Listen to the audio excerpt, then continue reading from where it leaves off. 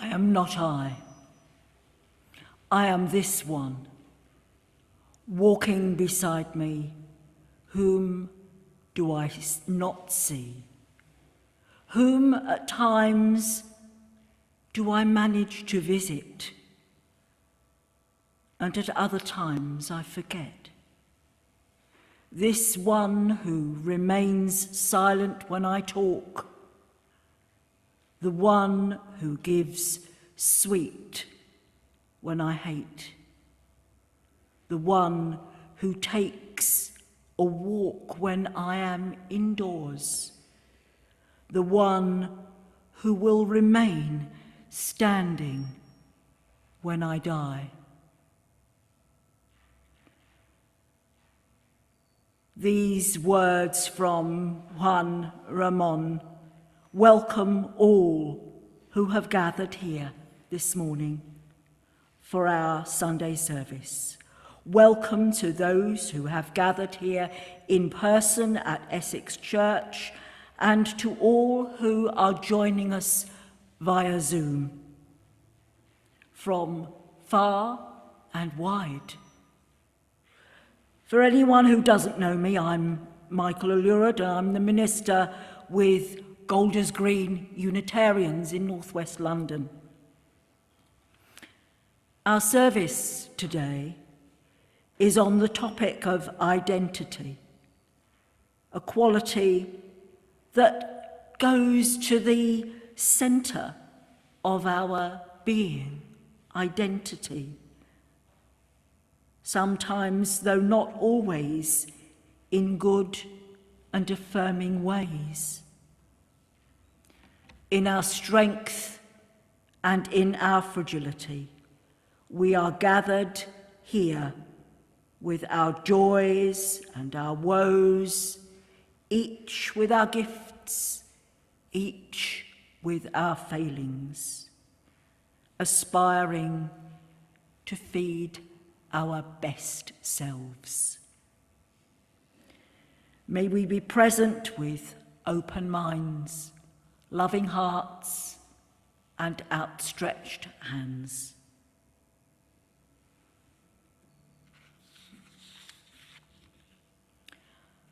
Let's light our chalice flame, as we do each week when we meet. It's a moment for us to stop and to take a breath.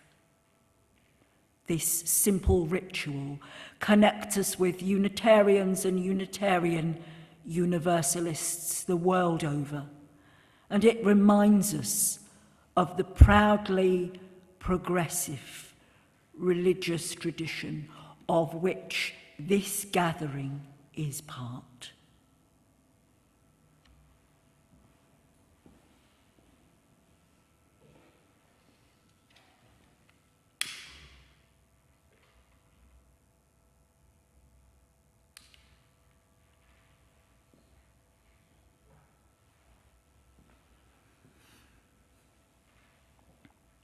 This fire is a reminder of the light within us all, the yearning for freedom, the longing for truth, the flame of intuition, the torch of conscience.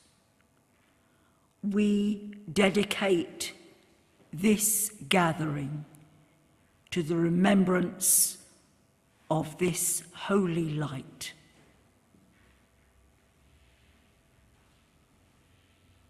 Our first hymn this morning is number 8 in the Green Book, O Life That Makest All Things New. I don't think this is one you've sung often, and so I'll ask Andrew to play it through.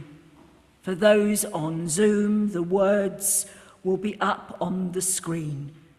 Please stand or sit as you prefer and are able.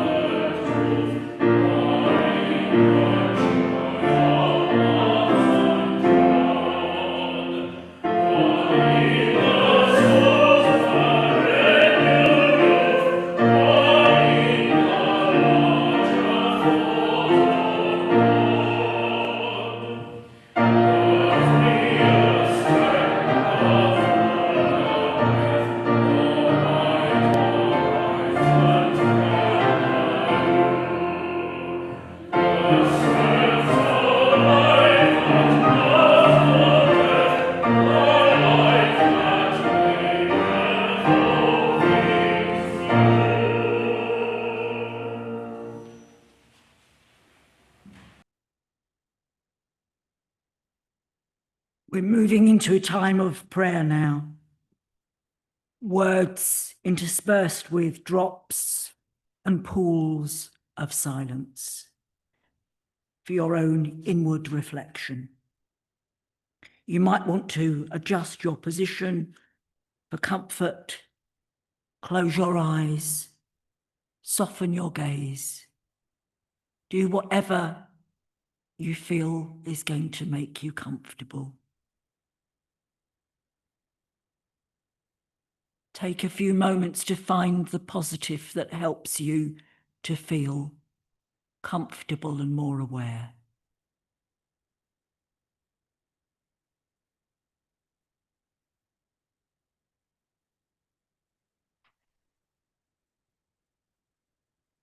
So notice your breath.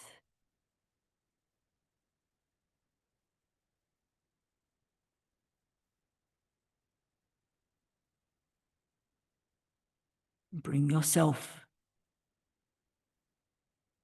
into an awareness of sitting in this sacred space at this time with ourselves, with each other, and with that which is both within us and beyond us.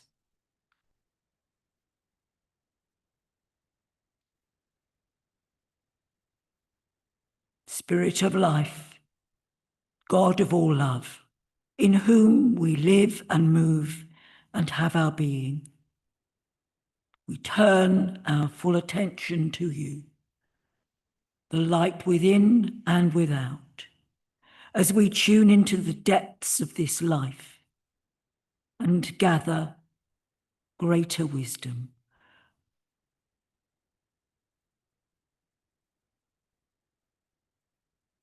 Be with us now as we allow ourselves to drop into the silence and stillness at the very center of our being.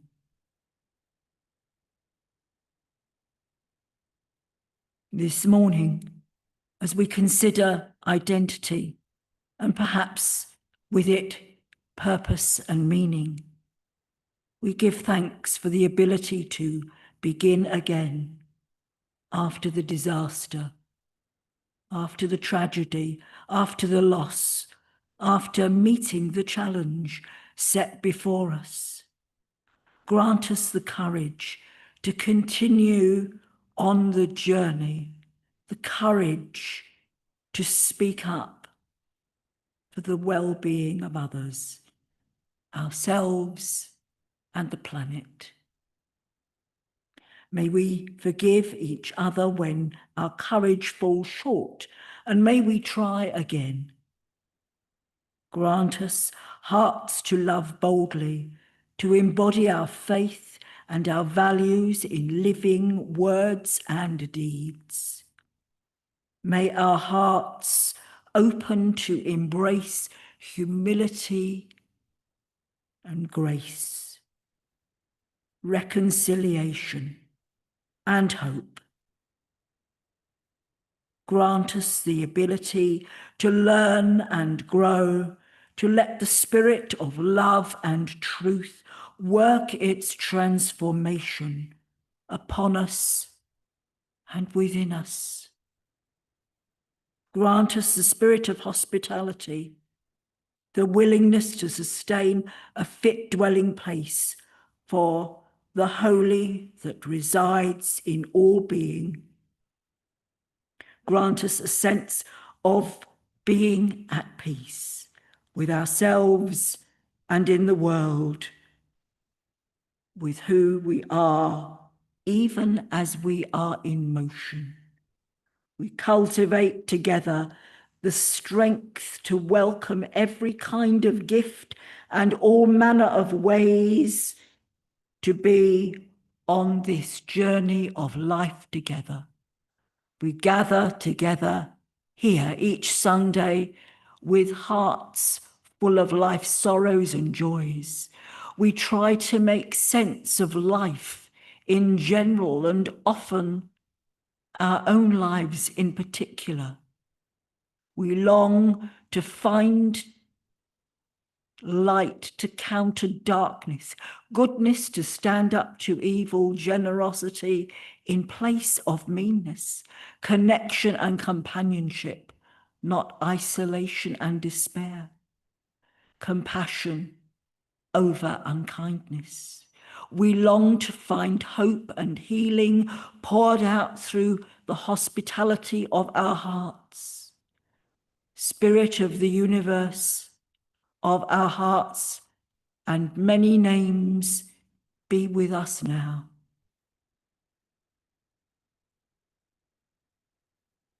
If you're holding someone in your heart this morning, I invite you to say their names aloud in the coming moments of stillness. And if you're online, please unmute and say the name or type it into the chat box. In our naming people, in our hearts, may we hold them in our thoughts and our prayers this morning.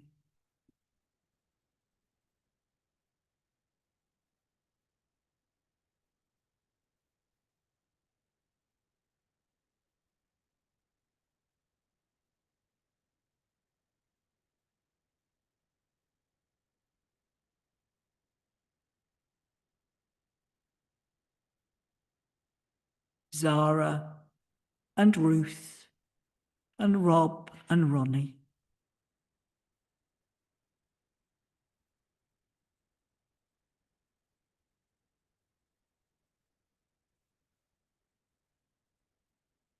We give thanks for those who bring us joy and pray for the safekeeping of those whom we hold in concern.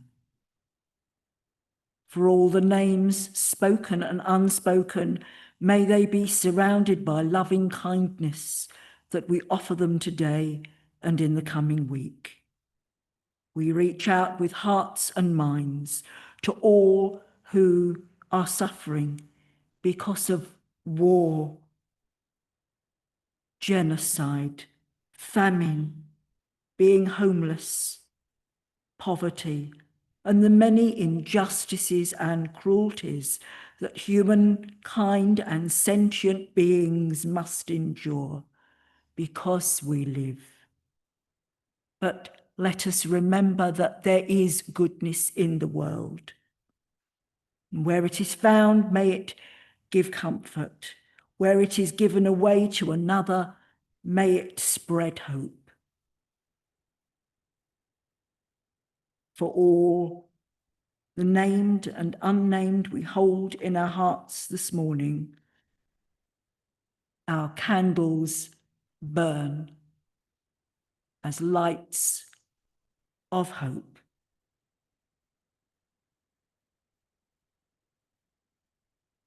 Spirit of life, God of all love, as this time of prayer comes to a close, we offer up our joys and our concerns, our hopes and our fears, our beauty and our brokenness.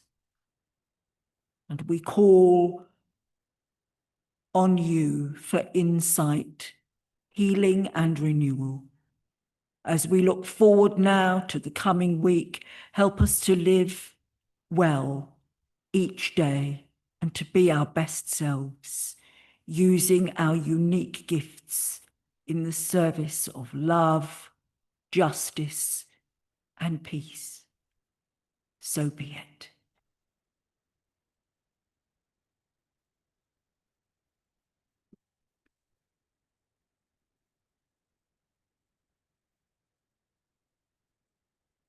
This short reading is by the Reverend Jane Blackall. It's titled Without Wax.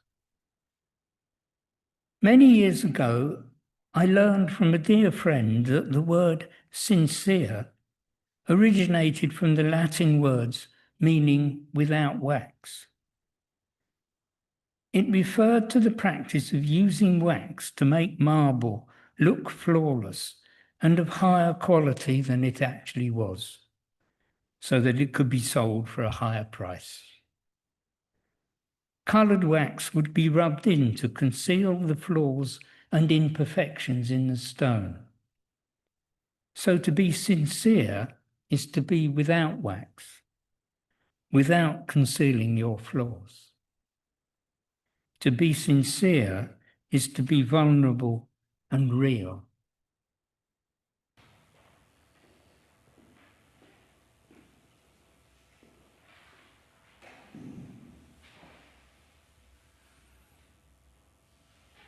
Let's sing again our second hymn on your sheet, Blue Boat Home.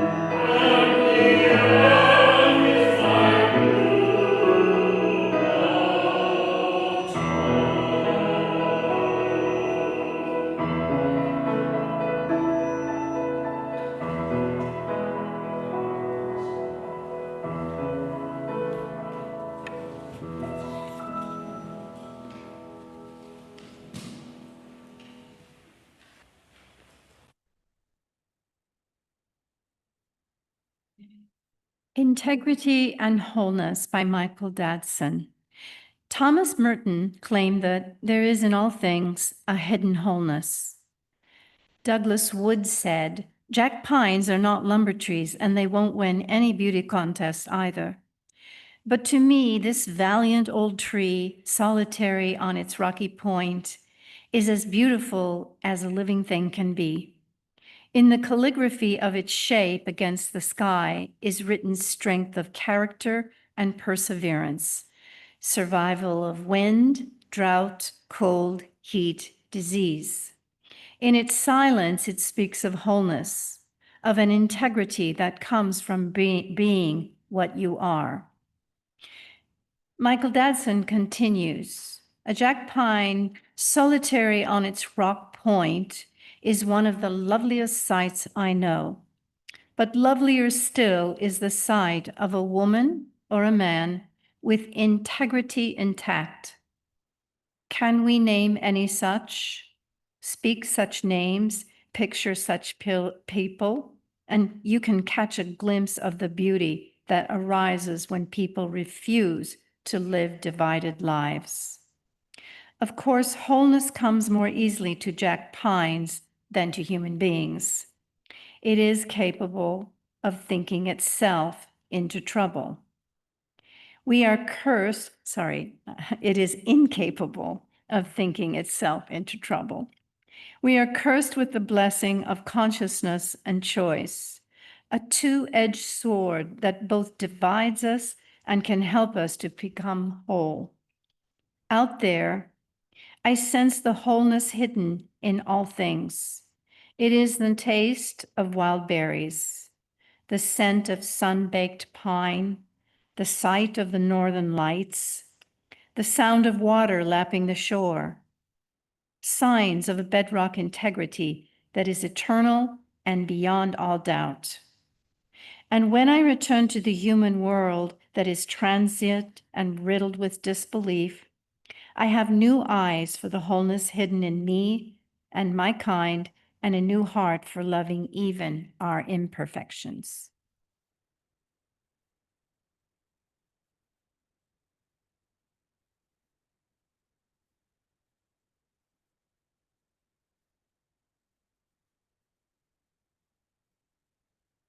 We're moving into a time for our meditation now. To take us into stillness, I'm going to share a few words from Linda Hart. And this will take a good few minutes of shared silence, which will end with the sound of a bell. And then we'll hear music for meditation.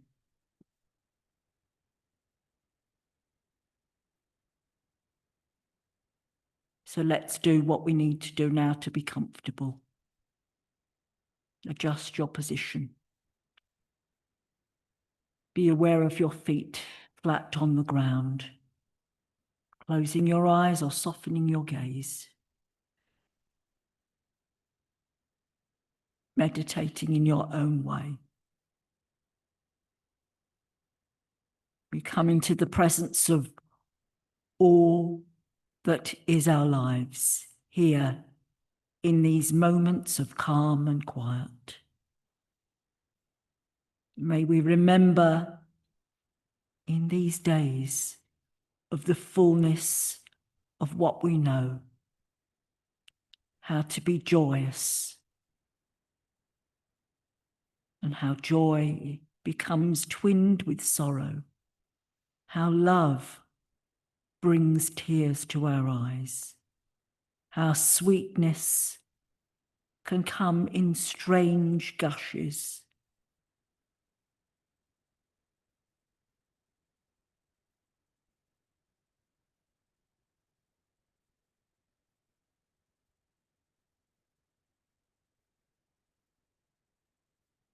The drift of our days lulls us,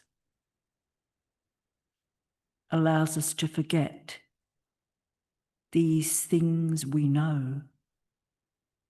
And sometimes we are startled by the struggle of the ordinary, the difficulty of what is simple. Sometimes we wish for what is easier, what gives us less worry, what others offer as calm and peace.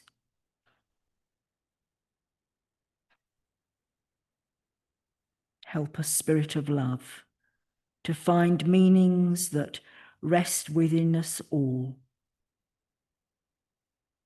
that each of us brings our troubles and failings, our frailties and our sorrows, and that love is everlasting, not lost, never gone, always present.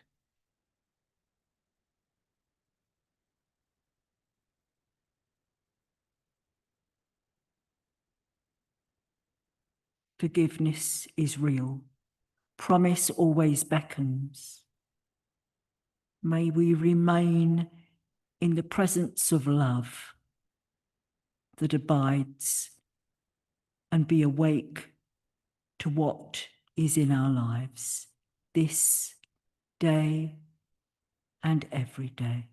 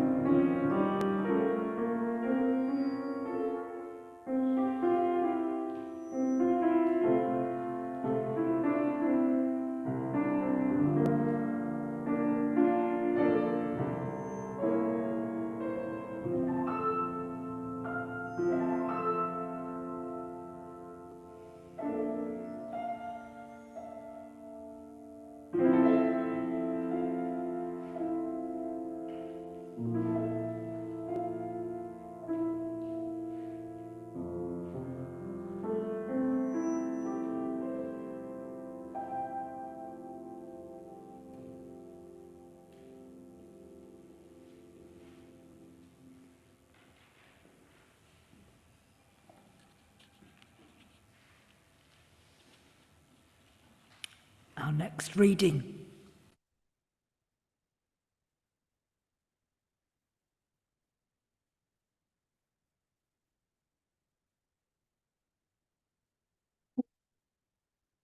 Daring to Speak Love's Name by Khalil Gibran. Your house is your larger body.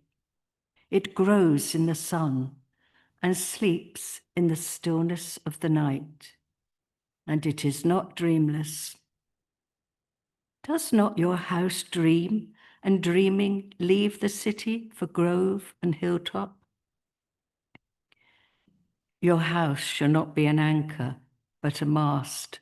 It shall not be a glistening film that covers a wound, or an eyelid that guards the eye.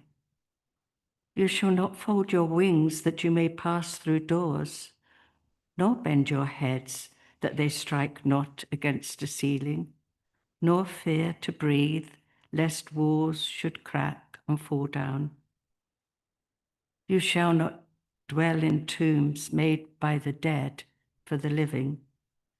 And though the magnificence and splendor of your house shall not hold your secret, nor shelter your longing, for that which is boundless abides in you, abides in the mansion of the sky, whose door is the morning mist, and whose windows are the songs and silences of the night.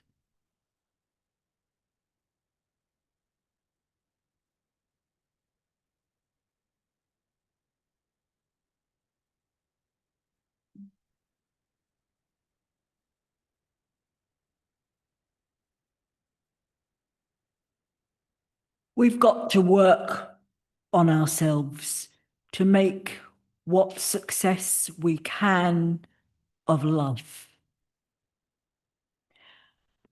That's about the sum of it, really. We've got to work on ourselves by working at life. And often there's absolutely no way of knowing how it's all going to turn out. In the past, we would have turned mainly to the holy books of our tradition for not just guidance, but instruction.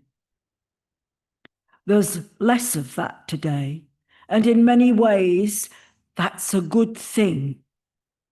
However, today, we're at the mercies of the avalanche of advice and guidance from a variety of other sources. And our lives are hard. Technological complexities, rapid changes, and even perhaps a greater sense of disconnection with the world, because in our modern Western context, all sorts of things have made it harder to make those connections. Overlaying those greater complexities in life or buried underneath them, the same challenges remain for us. How can we live and survive when we're afflicted by those events called life in capital letters? Health conditions, our own and ones affecting those for whom we care. Frustrating situations, getting through to actually speak to a human being when we're on the phone. Annoying people and their habits.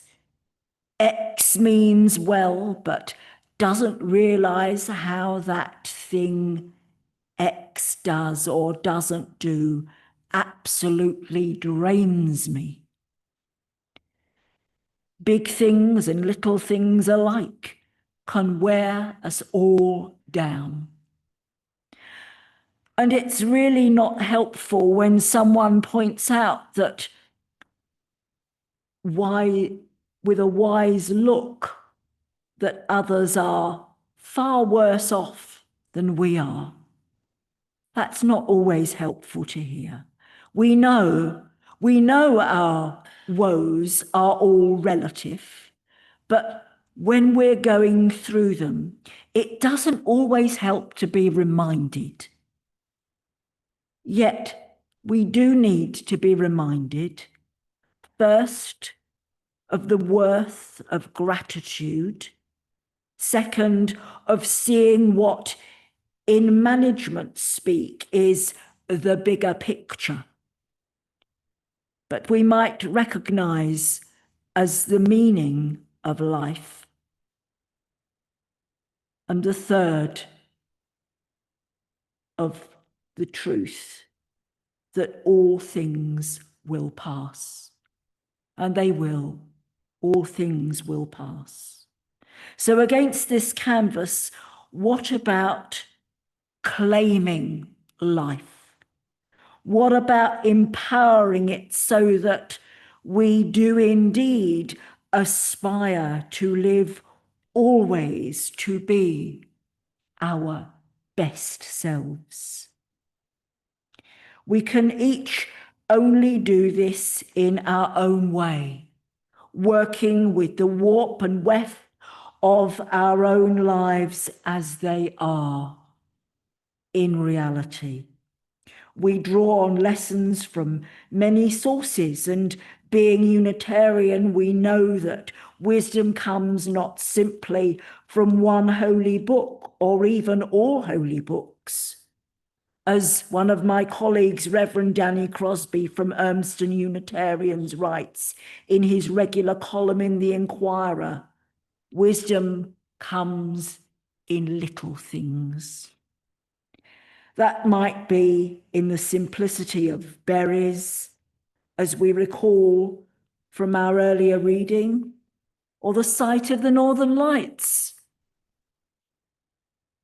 This week, I've found an example of simplicity and empowerment in living our best lives, our best selves, in the fragments of a life remembered, the life of one of our friends at Golders Green Unitarians called Jean Ganella, a friend to many.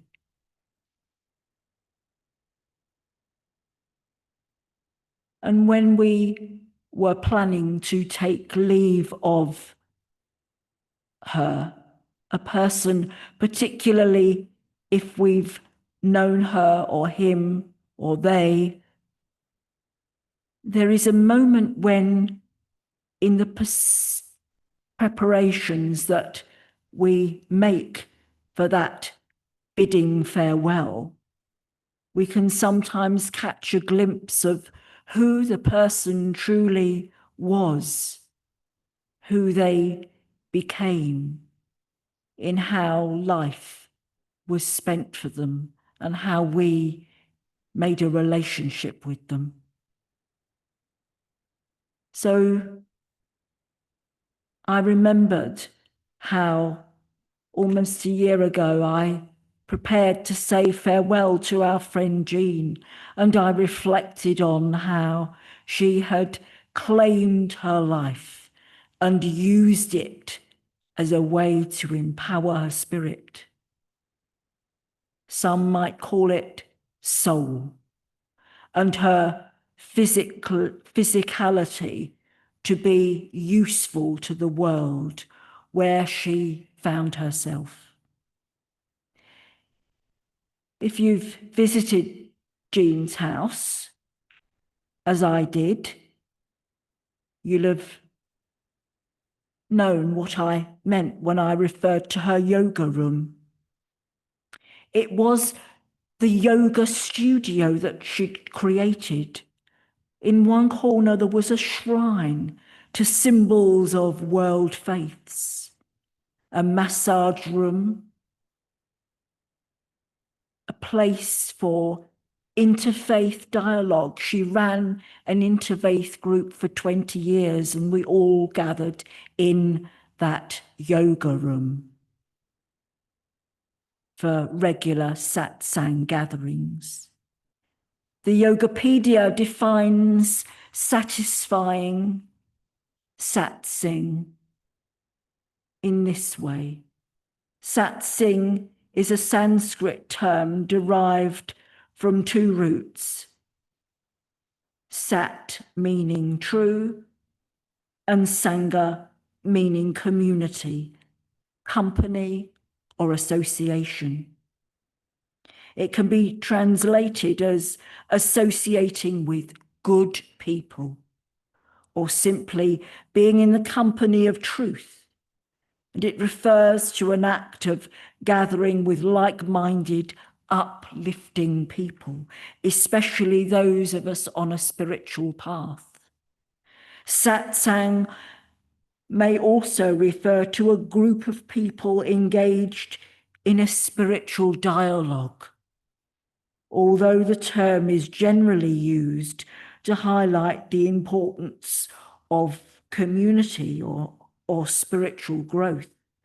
By definition, satsang can additionally be considered as a lone relationship with the truth.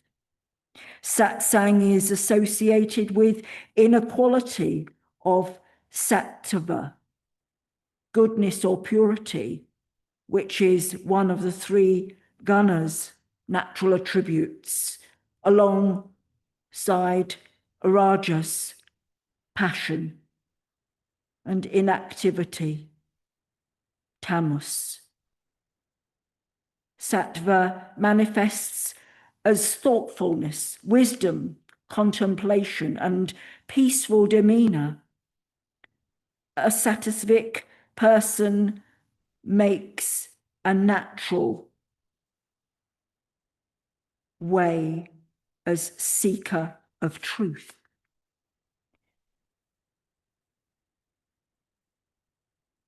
In the end, for Jean, after her long life, there was an acceptance, and that's why I chose our reading today about the jack pine. They aren't lumber trees, and they won't win any beauty contests, but they represent wholeness, integrity, dignity, even in the midst of chaos. Just as I remember a year ago, Jean Ganella and her sanctuary to the satsang. It was so peaceful, just stepping inside of her front door and going into that room. One of the qualities I admired about Jean was her general equilibrium. Neither events nor the quirks of people seemed to faze her. She may have noticed them even commented on them, but she never fretted about them. She let them go, unlike the monk who continued to admonish his fellow monk for doing what was forbidden in embracing a woman to carry her across the water. A number of us may have come across that story. And unlike the monk, I think that Jean let the unimportant passing irritations go and instead spent her energy on developing herself. Though not without travel and adventure, Jean's was a life of simplicity, nursing the sick, looking after the body through diet and yoga, and feeding the spirit through curiosity and exploration, grounded in traditions. Touchstones, yes, but not anchors, touchstones that were gateways to the mansions of the skies and the morning light. Who we are and how do we continue becoming? Who are we and how do we continue our becoming? There are many answers, I'm sure, but one of them is that the life of a friend, Jean, who I think of often and draw inspiration from as someone who didn't get troubled by lots of small irritations and took life as it came.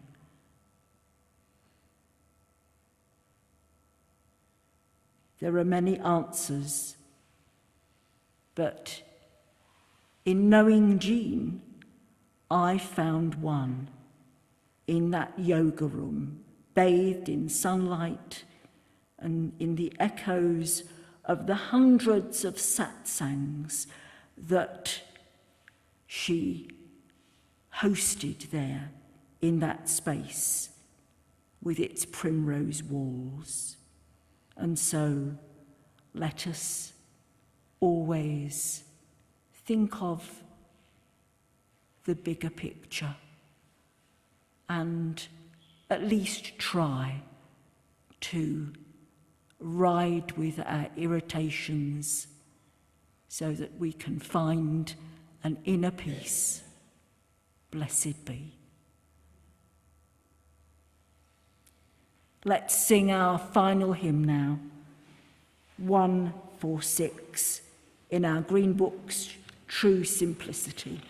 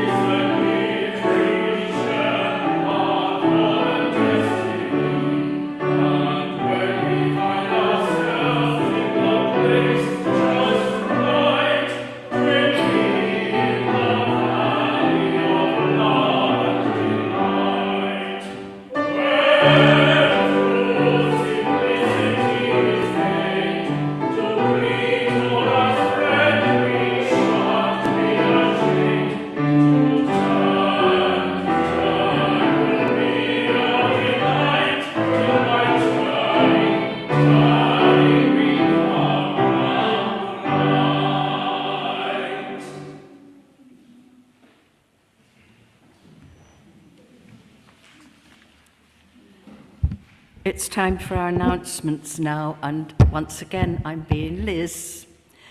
Thanks to Michael for leading our service today. Thanks to Ramona for hosting and Shari for co-hosting. Thanks to Andrew for lovely music and to Benji for supporting our singing. Thanks to our readers, Brian, Julia. Thanks to Julia for greeting and Juliet for making coffee. If you are here in person, do stay on for refreshments and a chat. And if you're online, do have a chat with Shari. Once you've had a cuppa, you can come back in here for singing with Margaret. She can help us all make a better sound. And these classes are free of charge, all welcome. Tonight is the Better World Book Club online. Let Jane know if you're coming and haven't got the link. Next month, we're reading Chasing the Scream by Johann Hari, and we have a few copies of that book to loan out if you want to come to the next book club. We have an in-person poetry group this Wednesday. Tell Brian if you're coming, or you can come to Nia Dance with Sonia on Friday, and we have an online Heart and Soul on Friday evening that's led by Alex, as Jane's on holiday. So email Alex to sign up. And looking further ahead, there will be a vigil for Palestine here at the church on Saturday, the 18th of October at 6 p.m. I want to say, I'll go a bit off-piste here. Palestinians are very resistant and very persistent. They even have a word for it, samud. They don't want our tears. They want our advocacy. Now, some of us can advocate by marching on demos, risk getting arrested. But a lot of us can't do that. And it was Marianne's idea that we would hold this vigil so that people could come and advocate just by listening to the words of Palestinians, or even helping with the refreshments. So if any of you feel you'd like to advocate in that way, please let Marianne or myself know. Next Sunday, our service will be led by Reverend Stephanie Bisbee, who is minister at Doncaster Unitarians, and her theme will be Playing with Words, relating to Poetry Day. That will be followed by community yoga with Hannah. Have a chat with her to find out more.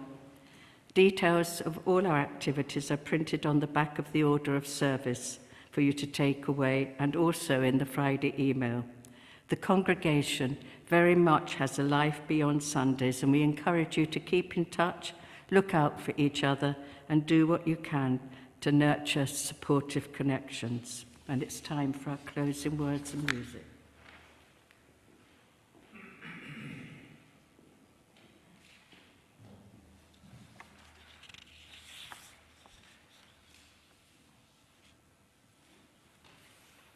As we leave today, we give thanks for the many stories of our lives and for all of those